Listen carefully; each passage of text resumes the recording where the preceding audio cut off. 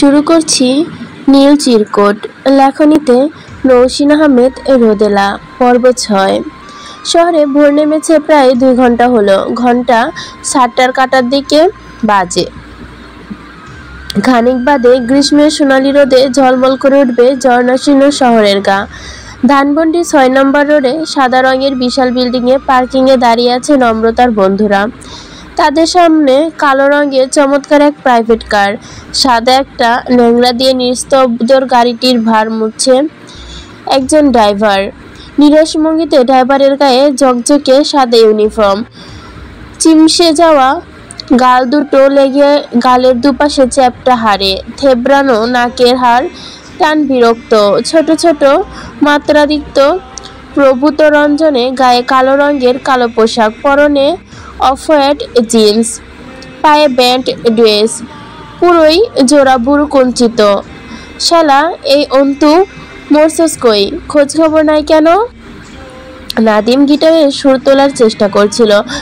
পায়ে পরা নীলকালো চেকটিস, ওপরে বোতামগুলো খোলা, ঘন চুলে এক কাছি হাতে আসছে কপালে। কাগজের মতো সাদা মুখে বিরক্তির ছাপ। রঞ্জনের কথায় কপালের চুলগুলো পেছনের দিকে ঠেলে গেটের দিকে তাকালো নাদিম। নম্রতা ট্রলির ব্যাগের ওপর গালে হাত দিয়ে বসে আছে। ফু দিয়ে নিজের ব্যাগে কাপড় পরে থাকা চুলগুলো উড়িয়ে দিচ্ছে। আকাশের পাতাল ভাবছিল।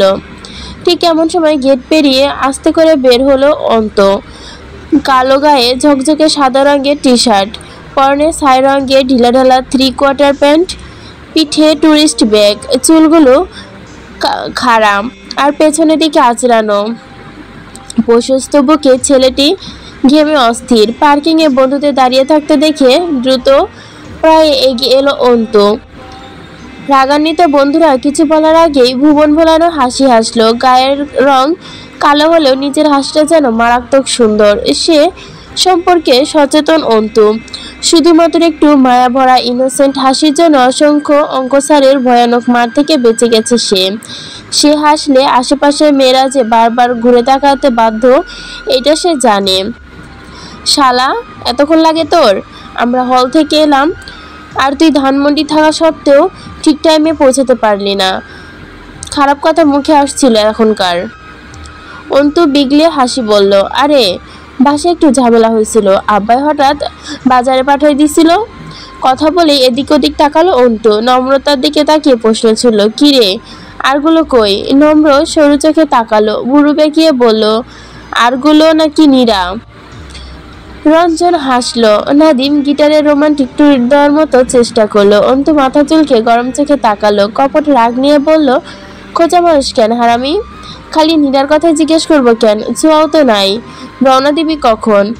অন্তুর প্রশ্নের মাঝে সিঁড়ি বেয়ে নেমে এলো ছোঁয়া আর নীরা। তাদের পেছনে ছোঁয়ার বাবা মা প্রফেসর সালাম হক ও সিথি হক। ছোঁয়ার বাবা মার উপস্থিতিতে বন্ধুমহলের প্রশ্ন উত্তর পর্বের ভাটা পড়ল। সবাই হঠাৎ করে নিশ্চুপ হয়ে গেল। প্রফেসর সালাম হক ছেলেদের মেয়েদের সাথে কুশলাদি বিনিময় করে ড্রাইভারকে বিস্তারিত বোঝালেন, কিভাবে সাবধানে তাদের কক্সবাজার পৌঁছে দিবেন তার বিস্তার উপদেশ দিয়ে দিলেন। সিথি হক আর সালাম হকের খবরদারিতে ছোঁয়া ব্যতীত বাকি 5 জনেরই ভুরু কুঁচকে এলো। নাদিম মুখ কাচুমাচু করে নিচু গলায় বলল, মামা, মনে তো হইতেছে আমরা কেজি স্কুলে পড়ি। প্রথম স্কুল কি জিনিস দেখতে যাইতেছি। বাল, এত ঢঙের মানে কি? রঞ্জন উত্তর দিল না। অন্ত মৃদু গলা খাকারি দিয়ে চুপ করে রইল। বাবা মায়ের বাধ্য মেয়ে ছোঁয়া সময় নিয়ে বাবা মার থেকে বিদায় নিল। বন্ধুদের কুচকানো ভুরু একরাশ অনিশ্চয়তা নিয়ে গাড়িতে উঠল। গাড়ি যখন ধানমন্ডি ছেড়ে নারায়ণগঞ্জের রাস্তায় ছুটল, তখন সূর্যের যৌবনে অতিষ্ঠ পথচারী। প্রায় আধ ঘন্টা চলার পর থমথমে গলায় আদেশ করল রঞ্জন, মামা গাড়ি ঘুরাও, আমরা কেরানীগঞ্জ যাব, পুরাতন ঢাকায়। রঞ্জনের কথায় চাকতির মতো ঘুরে তার মুখের ওপর স্থির হলো 5টা চোখ। বিষমীভূত হতভম্ব ভাবে চোখের দিকে তাকিয়ে চোখ টিপল রঞ্জন। কে কি বুঝলো জানা নেই। নাদিম জোরে হেসে বলল, হ্যাঁ হ্যাঁ মামা, গাড়ি ঘুরাও, কেরানীগঞ্জের রোড ধরো, পুরাতন ঢাকা যামু। ওদের কথায় ড্রাইভার অগ্নিদৃষ্টি তাকালো। তার চোখে মুখে দেখে মনে হচ্ছে সে মহা পাপীদের সাথে বসবাস করছে। এই পাপীদের সাথে বসে থাকলে সে প্রচন্ড কুলিষ্ঠ, লজ্জিত এবং রাগান্বিত হবে। রঞ্জন আবারও বলল, কি হলো মামা, গাড়ি ঘুরাইতে বললাম না? ড্রাইভার ডাট হয়ে বসে রইল, চোখ দুটো সামনের দিকে নিবদ্ধ। কিছু সময় নিয়ে থমথম কণ্ঠে বলল, ম্যাডাম কইছে ডিরেক্ট কক্সবাজার যাবা, হেতে তুই অযথা থামাইবা না। আমিও থামাইবার পারতাম না, সিধা কক্সবাজার যাও। গাড়ি ঘুরামু কেন? ম্যাডাম তো কেরানীগঞ্জ যাইতে কয় নাই। অন্তরঞ্জন একে অপরের দিকে তাকালো, দুজনেই ভুরু কুঞ্চিত। নাজিম তিক্ত মুখে বলল, একটু জোরে চালান মিয়া, এনে ভ্যান গাড়ির মতো চালাইতেছেন কেন? আর একটা ফার্স্ট ক্লাস গান দেন, এইভাবে কেউ টুরে যায়? গাড়ি ঠিক গতিতে চলতেছে, ম্যাডাম কইছে গাড়ির গতি 30-এর ওপর না নিতে, আর গান দেওয়ান যাইতো না। ম্যাডাম কইছে গানে ফোকাস নষ্ট করে, ফোকাস নষ্ট করন যাইতো না।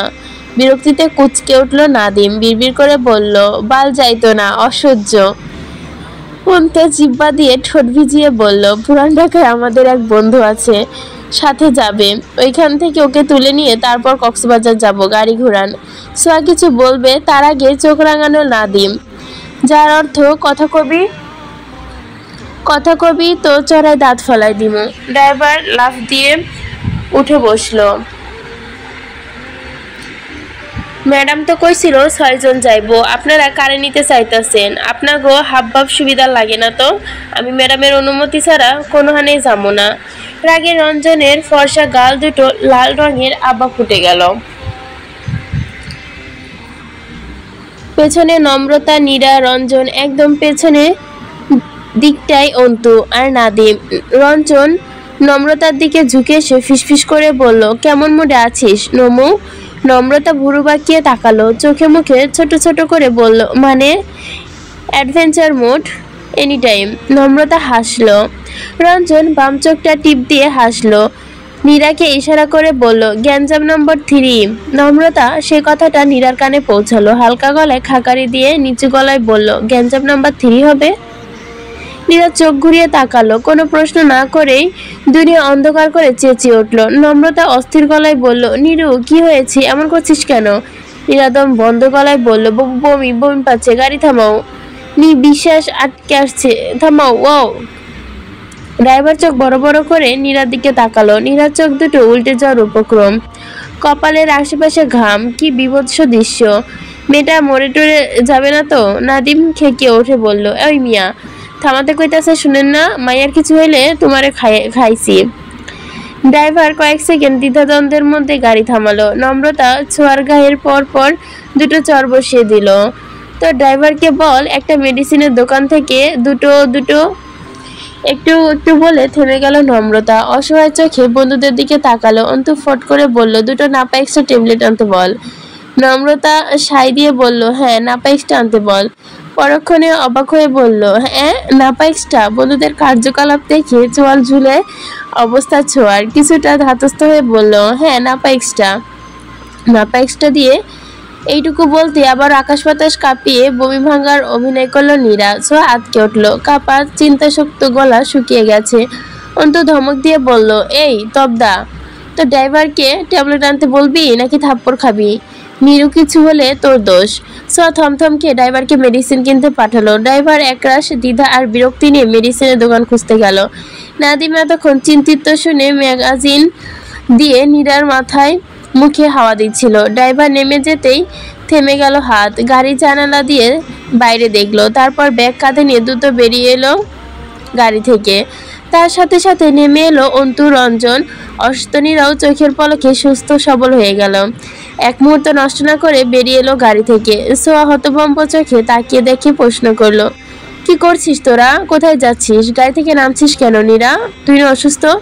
সবাই উল্টো পথে দৌড় লাগাইয়া বলল, গ্যাঞ্জাম নাম্বার 3 বলদ, এখনো বুঝোস নাই? ছোঁয়া দিশেহারা হয়ে বলল, কিন্তু কেন? নীরা উঁচু গলায় বলল, জানি না আসলে, নয়তো তবদার মতো বসে থাক। বন্ধুদের থেকে জুস্সই উত্তর না পেয়ে ব্যাগ কাঁধে নিয়ে নিজেও দৌড় লাগালো ছোঁয়া। বন্ধুদের হাবভাব বুঝতে না পেরে মাথা ভন ভন করছে তার। আশ্চর্য, কি করতে চাইছে ওরা? ওরা কি ট্যুরে যাবে না? না গেলে বললেই হতো, এত নাটক কেন? কিছু দূর আসার পর বাস ধরলো ওরা। জর্ণকীর্ণ বাসে দাঁড়াবার মতো জায়গা নেই। বাসে কোনো রকম ঠেসে ঠুসে দাঁড়িয়ে 6 জন। ওই টোন খসা ছোঁয়ার অবস্থা কি বেহাল। ঢাকার কোলাহল লোকাল বাসে ওঠার অভ্যাস নেই বললেই চলে ওর।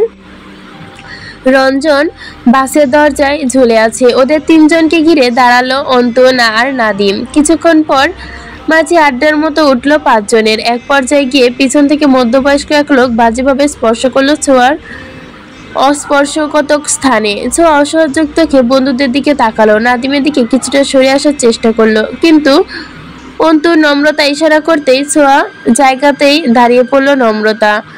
বাসে উকি লাগতেই পেছন থেকে হেলে পড়া দানবীয়ভাবে লোকটা পা মারিয়ে দিল নম্রতার।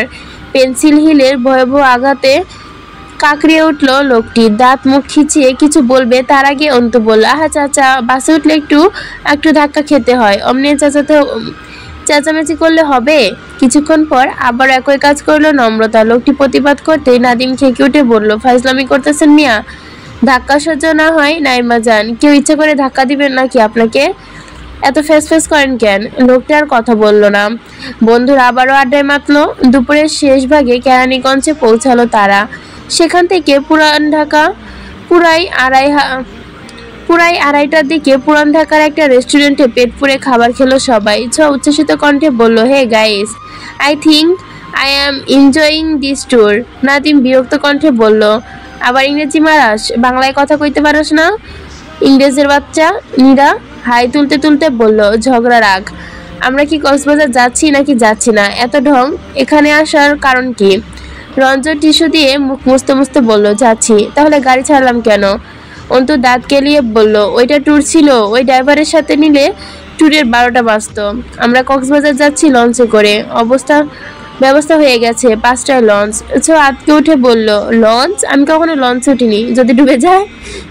আর লঞ্চে করে কক্সবাজার কিভাবে যাব? নাদিম বিরক্ত হয়ে বলল, সবাই যেভাবে যায় সেভাবেই।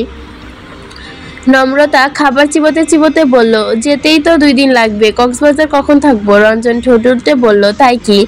কক্সবাজার তো বহুত গিয়েছি, এবার না হয় আশেপাশের জায়গাগুলো বেশি ঘুরতাম।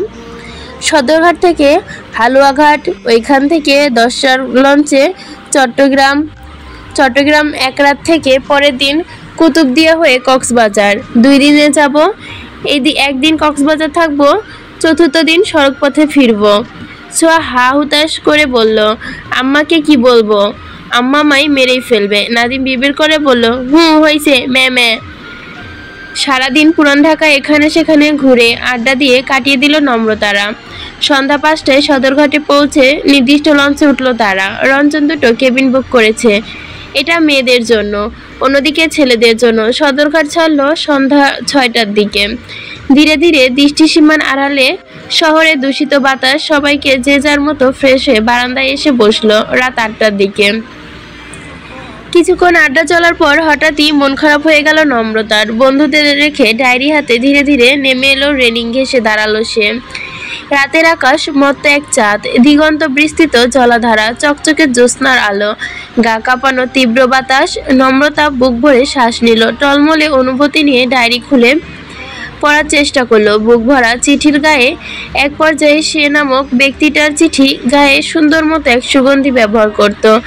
চিঠি খুলতে সাধারণত এক সুগন্ধিতে বুক ভরসে আসতো নম্রতার। নম্রতা জিজ্ঞেস করায় বলছিল, তুমি যে চিঠিগুলো অসংখ্যবার পড়ো আমি জানি, ঠিক চিঠিগুলো যখন খুলবে এই গন্ধ যখন নাকে লাগবে, ঠিক তাছাড়া নীল চিরকুটের সুঘ্রাণ কি সাধারণ কাগজের মতো হয় নাকি? এটা তো হতে হবে অসাধারণ। শ্যামলতাও তা বারবার কাগজের এই বিশ্রী গন্ধটা কেন নিবে? শ্যামলতা মানেই তো হাজারটা বেলির সৌরভ। নম্রতার চোখে হাসি ফুটে উঠত, চোখ দুটো বেঁচে দিয়ে বুক ভরে শ্বাস নিল সে। ঠিক তখনই পেছন থেকে প্রচণ্ড ধাক্কায় সামনের দিকে ঝুঁকে পড়ল নম্রতা।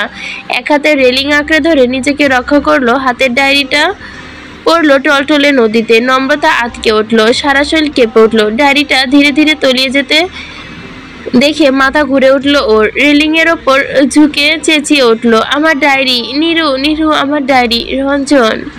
নম্রতা রেলিং ঝুঁকে পড়ে পিছন থেকে শক্ত করে আঁকড়ে ধরল নম্রতার ডান হাত। বিস্ময় করে নিয়ে বলল, আরে করছেন কি, পড়ে যাবেন তো। শক্ত হাতে রেলিং ধরে নিয়ে সরে দাঁড়ালো নম্রতা। চোখে মুখে আতঙ্ক, গলা বেয়ে গড়িয়ে পড়ছে অনর্বল জল, শরীরটা ভয়ঙ্করভাবে কাঁপছে। নম্রতার ফ্যাকাশে মুখ দেখে সামনে শ্যামবর্ণের পুরুষটি আঁতকে উঠে বলল, আতঙ্কিত কণ্ঠে বলল, আপনি ঠিক আছেন? নম্রতা হিংস্র দৃষ্টিতে সামনে দাঁড়ানো মানুষটির দিকে তাকালো। শ্যামকাথায় দীর্ঘদেহী পুরুষ, শক্তপোক্ত গড়ন, পুরুষের ভুরু দুটো চোখে, গায়ে বাদামি রং। নম্রতা বাঘিনীর মতো ঝাঁপিয়ে পড়ল লোকটির ওপর, হাত থেকে ল্যাপটপ ছিনিয়ে নিয়ে রেলিংয়ের ওপর 2 দফা আছাড় লাগালো। শ্যামলকায় মানুষটি বিস্ময় হতভম্ব। নম্রতা ল্যাপটপ নদীতে ছুঁড়ে ফেলতে সম্বিত ফিরে পেল মানুষটি। ক্ষণিক ধতস্থ হয়ে ভয়ঙ্কর দমদমে কণ্ঠে বলল, পাগল আপনি? কি করছেন এটা? আপনার কোনো ধারণা আছে আমার কত বড় ক্ষতি করলেন আপনি?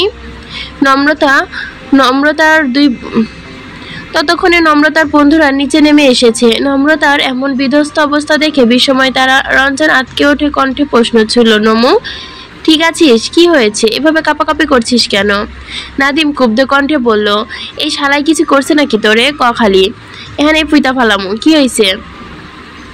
নাদিম আর রঞ্জনের উঁচু কণ্ঠে আরও কিছু যুবক পেছনে এসে দাঁড়ালো। সামনে দিকে উকি দিয়ে কপাল কুঁচকে প্রশ্ন করলো একজন, এনিথিং রং আরফান? কি হয়েছে রে? রাগে স্তব্ধ আরফান রক্তলাল চোখে বন্ধুদের দিকে তাকালো। শি ড্যামেজ মাই ল্যাপটপ, মানে নদীতে ছুঁড়ে ফেলেছে ল্যাপটপ। ভাবতে পারছিস আমাদের রিসার্চের পুরো ফাইল ছিল ল্যাপটপে। কি? কিন্তু কেন? এই মেয়ে পাগল নাকি আপনি? আপনার কোনো ধারণা আছে কি করেছেন আপনি? এসব পাগল ছাগল লঞ্চ উঠতে দেয় কে? নীরা ফুঁসে উঠল, একদম ফালতু কথা বলবেন না। নমু অযথা হাঙ্গামা করার মেয়ে নয়। আমার বন্ধু কি করেছে সেটা আগে বিচার করুন। লঞ্চে উঠে 3rd ক্লাস স্বভাব যায় না আপনাদের, না? দেখে তো ভদ্রলোকই মনে হচ্ছে। কি করেছেন আমার ফ্রেন্ডের সাথে বলুন। 2 দলে যখন তুমুল হট্টগোল, হাওমাও কান্নায় ভেঙে পড়ল নম্রতা। মুহূর্তেই থেমে গেল হট্টগোল। সবাই বিষময় চোখে তাকিয়ে রইল কান্নারত মেয়েটির চোখে মুখে। নম্রতার বন্ধুরা অস্থির হয়ে উঠল। লঞ্চের পাটাতনে হাঁটু গেড়ে বসে আছে থাকা নম্রতা ধপ করে বসে পড়ল নীরা ও ছোঁয়াও। নম্রতার 2 হাতে মুখ টেনে ডুকরে কাঁদছে। কান্নার শব্দটা বিশাল জলরশির ফুরফুরিয়ে ধ্বনির সাথে বিষিক্ত হচ্ছে। আরফানের বন্ধুরা কিছুক্ষণ হতবুদ্ধি হয়ে তাকিয়ে থাকলো। দ্বিধা নিয়ে প্রশ্ন করলো, কি হয়েছে এসব দোস্ত? কাহিনী কি? কাছে কেন এই মেয়ে? আফরাদ বিপন্ন কণ্ঠে বলল, আমি কি করে বলবো? কেবিনে যাচ্ছিলাম, হঠাৎ ইস্তিয়ার ধাক্কা দিল। ধাক্কা সামলাতে পারিনি। ওনার সাথে শরীরটা একটু লাগতেই দেখি উনি নিচের দিকে ফিরে চিল্লাচিল্লি করছেন। ভাবলাম পড়ে যাচ্ছেন। হাত টেনে সরিয়ে আনলাম। নাটক শুরু করলো। উফ, আমার রিসার্চ রিপোর্ট। নীরা অশ্রুরব্ধ কণ্ঠে বলল, এই নমু এভাবে কাঁদছিস কেন? কি হয়েছে বল আমাদের। কান্নায় শ্বাস আটকে আসছে নম্রতার। জোরে জোরে শ্বাস টেনে আবারও কান্নায় ভেঙে পড়ল নম্রতা। জড়ানো কণ্ঠে বলল, আমার ডায়েরি। এইটুকু বলে গগনবিদারী চিৎকারে কান্নায় ভেঙে পড়ল নম্রতা। অন্তু কপাল কুঁচকে বলল, কি হয়েছে ডায়েরির? পানিতে ফেলে দিয়েছে এই লোক। আফরান অবাক হয়ে বলল, আমি কখন ফেললাম? আফরানের বন্ধু কড়া মেজাজে বলল, ফায়জামো পাইছেন নাকি? একটা ডায়েরির জন্য আপনি গোটা ল্যাপটপ ছুঁড়ে ফেলবেন? ল্যাপটপের দাম জানেন? একটা ল্যাপটপে কত ইম্পর্টেন্ট ডকুমেন্ট থাকে আপনার ধারণা আছে? এবার রেগে উঠলো নাদিমও। খেকে উঠে বলল, একটা ডায়েরি মানে কি? আপনার ল্যাপটপের থেকে ওর ডায়েরি কম দামি নয়। Feel the emotion. রাগের মাথায় ভেতরটা দপদপ করছে আফরানের। নাদিমের কথায় রাগটা যেন দম করে জ্বলে উঠলো ওর। অত্যন্ত তাচ্ছিল্য কণ্ঠে বলল, আচ্ছা আপনাদের কাছে নিজেদের বস্তা পচা আবেগ এতটাই যে অন্যের এইটুকু অদ্ভুত এক ঘটনা ঘটে গেছে। সবাই অবাক এবং হিংস্র বাঘিনীর মতো আফরানের ওপর ঝাঁপিয়ে পড়ল। চেষ্টা করলো নম্রতা। হতভম্ব আফরান 2 পা পিছিয়ে দাঁড়ালো। নম্রতা হাতের আঁচড়ে কবজির ওপর চামড়াটা কিছুটা জ্বালাপোড়া করেছে। রঞ্জন 2 হাতে জাপটে ধরে নম্রতাকে নিয়ন্ত্রণ করার চেষ্টা চালালো। নম্রতা চেঁচিয়ে উঠল, খবরদার বস্তা পচা আবেগ বলবেন না। আমার ডায়েরি আমার আবেগ নয়, আমার ভালোবাসা। নীরা 2 হাতে মুখ চেপে হতভম্ব চোখে তাকিয়ে থাকে। এই প্রথম নম্রতাকে এতটা উদ্ভট আচরণ করতে দেখছে সে। নম্রতা তো বিচক্ষণ, প্রাণবন্তর মেয়ে, এমন গেছো অসভ্য আচরণ করতে পারে না সে। বিশ্বাস হয় না নীরার। কয়েকটা চিঠি আর কয়েকটা বছরের থেকেই কি হয়ে গেছে মেয়েটার। রঞ্জক নম্রতাকে জোরপূর্বক পাচাকলা করে নিজের কেবিনে নিয়ে হাঁটা দিল। যেতে যেতে আফরানকে উদ্দেশ্য করলো, বলল, সরি ভাইয়া, আসলে ও একটু ডিপ্রেসড। আফরান জবাব দিল। আফরানের পাশে থাকা বন্ধুটি ঝাঁক নিয়ে বলল, নিজের ডিপ্রেস গার্লফ্রেন্ড সামলাই রাখেন মিয়া। লঞ্চে কেন নাট্যশালা তৈরি করেছেন? নাটক শুরু করে দিয়েছেন এক একজন আজাইরা। নাদিম খেকে উঠল। তুই সরি কইলি কেন? নমুর এই অবস্থা না থাকলে শালারে দেখা দিতাম আজকে। অতঃপর আবারও কথা কাটাকাটির সূত্রপাত হলো। রঞ্জন দাঁড়িয়ে না থেকে নম্রতা নীরাকে নিয়ে 3 তলায় উঠে কেবিনের দিকে রওনা দিল। কেবিনের পাটাতনে হাঁটু ভাঁজ করে বসে আছে নম্রতা, মাথায় হাঁটুর ওপর নমানো। কান্নার দমনে কিছুক্ষণ পরই কেঁপে উঠল শরীর। কেবিনের দরজায় হাত ভাঁজ করে দাঁড়িয়ে আছে রঞ্জন, তার চারপাশে চিন্তিত অন্তু। চোখে নীরার বিছানার ওপর বসে আছে। নাদিম বারান্দার রেলিং ঠেসে দিয়ে দাঁড়িয়ে আছে। সবার মুখ থমথমে, স্তব্ধ নীরবতা ঠেলে দিয়ে কথা বলে উঠল সোয়া। হতাশ কণ্ঠে বলল, কি একটা কাহিনী করে ফেললো নমু। ছি, মানুষ কি ভাবছে? এতটা সিন ক্রিয়েট করার কি প্রয়োজন ছিল? এমন গেছো আচরণ কি নমুর সাজে? আমাদের কতটা মেন্টালিটি খ্যাত ভাবছে তারা। ছোঁয়ার কথায় জবাবে টু শব্দ করলো না কেউ, কেবল কড়া চোখে তাকালো। কিছুক্ষণ চুপ থেকে ভয়ানক ধমক দিল নাদিম, তুই তো জন্মগত মেন্টাল খ্যাত মহিলা। বন্ধুর দুঃখ তোর মন সম্মানে প্রশ্ন আসছে? তোরে এই মুহূর্তে লঞ্চ থেকে ছুঁড়ে ফেলতে ইচ্ছে করছে। নদীতে হাবুডুবু খেতে খেতে মেন্টালিটি বিচার করবি বেয়াদব। নাদিমের কথায় ভিজে গেল ছোঁয়া। বেচারি এত কিছু ভেবে বলেনি কথাগুলো। কি থেকে কি হয়ে গেল বিড়বিড় করে বলল, লোকটা তো আর ইচ্ছে করে ডায়েরিটা ফেলে দেয়নি, ধাক্কা লেগে পড়ে গিয়েছিল। নমু যে তার ল্যাপটপটা ইচ্ছে করে ফেলে দিল। নাদিম কপাল কুঁচকে বলল, তো যেভাবেই ফেলেছে তো। আর নমুই না ইচ্ছে করে ফেলেছে কোথায়? রাগের মাথায় ফেলে দিয়েছে। রাগ উঠলে মানুষ যে কোনো কিছুই করতে পারে। অত ধরতে আছে? এই শালাদের উচিত নমুর পা ধরে মাপ চাওয়া। এদের নামে আমি মামলা করব, মানহানির সাথে ডায়েরিহানির মামলা। এমন একটা পরিস্থিতি নাদিমের কথায় ঠোঁট চেপে হেসে ফেলল সবাই। নাদিম সবসময় এমন, বন্ধুরা হাজার দোষ করলেও সব দোষ মাপ। এমনকি পরীক্ষার নাম্বার কম পেলেও বন্ধুদের মন খারাপ হয়ে গেলে সব দোষ স্যারের। বন্ধুরা তো পরীক্ষা দিয়েইছে, শালা স্যার যদি নাম্বার না দেয় বন্ধুরার কি দোষ? এসব স্যারদের বিশ্ববিদ্যালয় থেকে বহিষ্কার করে দেওয়া উচিত। নম্রতাকে হাজার বোঝানোর পরও তার কান্নার গতি কমল না। তখন সবাই মিলিত সিদ্ধান্ত, একা ছেড়ে দেওয়া হলো তাকে। 5 জনে গিয়ে বসলো বারান্দায়। কিভাবে নম্রতাকে স্বাভাবিক করা যায় তা নিয়ে তুমুল আলোচনা। 8 ঘন্টা 1 ঘন্টা কান্নার বেগ কিছুটা কমে গেল। বাম হাতে থাকা সাদা পায়েলের দিকে কিছুক্ষণ তাকিয়ে খুলে নিল হাতে। পায়েলটা খুব যত্নে বুকের মধ্যে চেপে ধরলো। চোখ বুজলো। দীর্ঘ সময়ের কান্নার মাথা ধপ করে উঠল তার। চোখ দুটো ভয়ঙ্কর জ্বলছে, সেই সাথে জ্বলছে অবুঝ আভা মন। তখন এপ্রিল মাস চলছিল, বাংলায় বসন্ত। ঋতুরাজ সেবার রাজার মতো দাপটে এসেছিল নম্রতার জীবনে। 16 বছর পেরিয়ে 17তে পড়ে সুগন্ধি ফুলে ভরিয়ে দিল নম্রতার জীবন। নম্রতাদের প্রেমালাপের প্রায় তখন 1.5 বছর চলছে। কারো মুখে ভালোবাসি শব্দটা উচ্চারিত না হলে দুজনে জানে ভালোবাসাহীন শব্দ গুলির গভীরতা কত। ভালোবাসার স্পষ্ট প্রকাশ খুব বেশি দিন চাপা থাকতে নেই। ওপাশের মানুষটির খামে পুড়ে পাঠালো উথাল পাথাল প্রেম বার্তা। নম্রতা এইচএসসি পরীক্ষা শুরু হয়েছে মাত্র।